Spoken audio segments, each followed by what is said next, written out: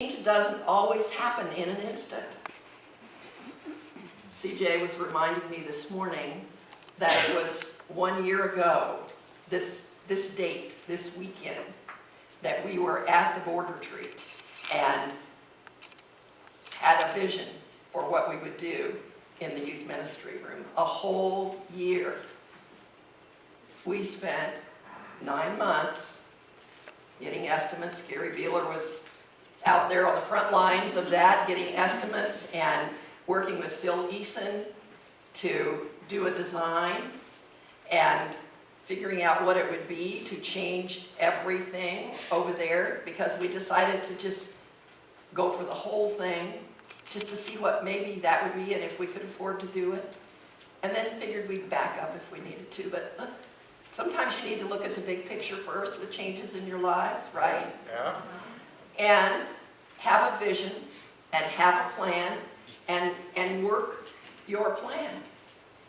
Now I have to tell you that we didn't go from A to Z. We went from A to Q, back to B, over to A, down to L, you know. It shifted on us. It didn't exactly, we didn't end up exactly where we thought we were going to be. And isn't that like our lives? Yes, ma'am. I think it doesn't always turn out the way we initially planned for things to be when you're planning for big changes, right? And actually, maybe it never turns out that way. But what comes can actually be better than what you can first see, because I think sometimes God has a bigger vision for all of us than we can hold for ourselves.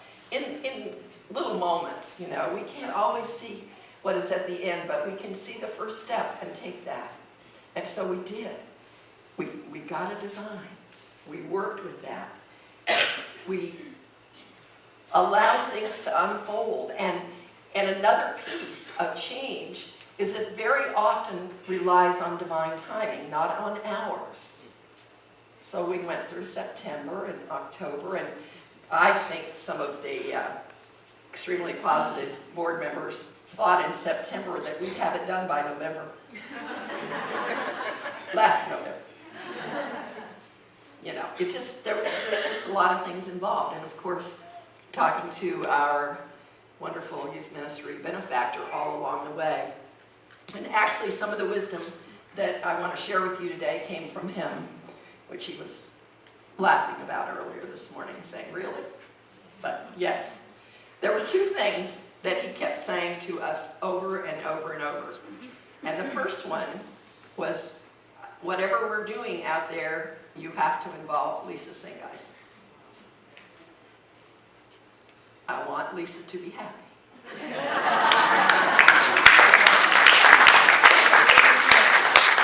And he said this because Lisa's, you know, he said she's on the front lines for 5-6 years now. She's been youth director, and she knows what works and what doesn't work.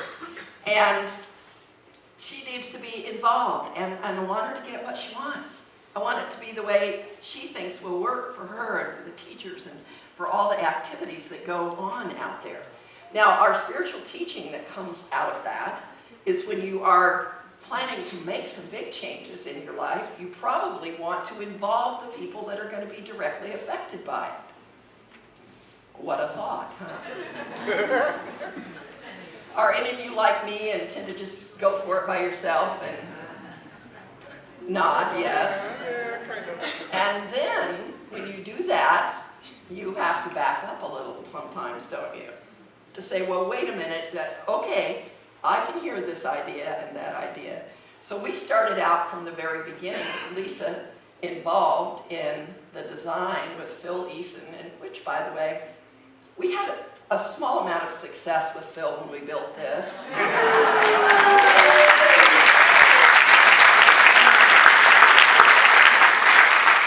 Bayfront Builders helped us do this, so we decided just to go back there and say, we need you once again. And so he's been a part of listening to the needs and the desires and the wants, and Lisa's sitting with Phil and with Gary and talking about everything that was needed out there and getting a design, and then coming back a while later and sort of tweaking and shifting and getting it in a way that will work. Involving the people in your lives that are going to be affected by the change, because when they are involved, it makes them invested in it and work for it and happy about it. And so we have a very happy lady sitting over there this afternoon. A very, very happy person sitting there. Now, you're probably thinking, well, did she get everything she wanted? No. Do we ever get everything we wanted in every little piece of everything when we're making big changes? Say no. However, what she did end up with could just be better than where we started, right, Lisa? She's going to tell you about that in a few minutes. So we have to trust the process sometimes, and just trust that as things unfold and we get a small no in one part of our lives, we may get a great big yes in another part. And we've got to know that God is working in all those pieces all the time. Right? Yes. Times we can't even see it, but we got to know that God is there. So the first thing was involve Lisa. She's got to be happy. The second that we heard, almost from day one of actually starting the project, which was 3 months ago, was do it right. Do it right. Do it right. Okay, we will. On the phone. Do it right. Let's do it right. Because there were pieces of things that happened that we didn't anticipate. Things that needed to be changed, that needed to be totally taken out and all new put in. And so there were always questions about, can we do this? Can we do this? And the answer was always do it right. Don't cut corners. Look at the bigger picture. Be out there planning for future things, not just what's going on right here. Now, isn't that wise? Yes. Not just for the youth ministry, but for all of us, for our lives. If something is worth doing in your life, it's worth doing it right. And by right is meant quality. It's worth doing with quality, worth doing with integrity, worth doing with spirit, worth doing with faith. We have all of those, right? Who will take care of the children? We will. We will do that. So,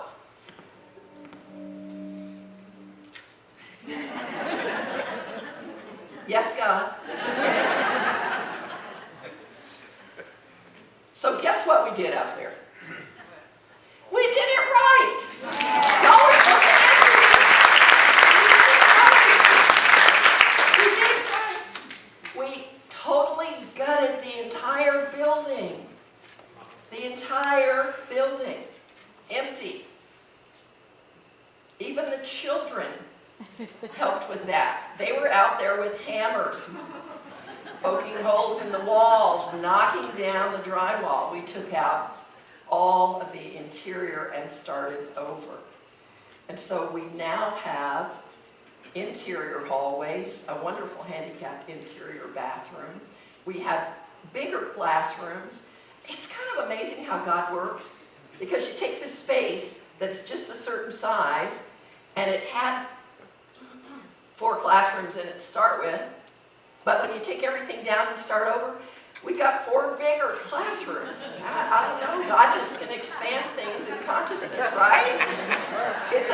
It's God's crazy math, that's right. God multiplies things even that seem to be hard and fast, and so we have this wonderful expanded space out there.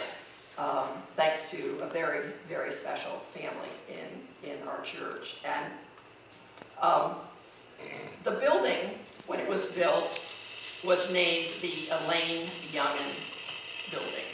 There is a plaque on the front of the building that has Elaine's name on it, and there are still many people here who knew Elaine Youngin, and please be breathing, because it is still the Elaine Youngin Building.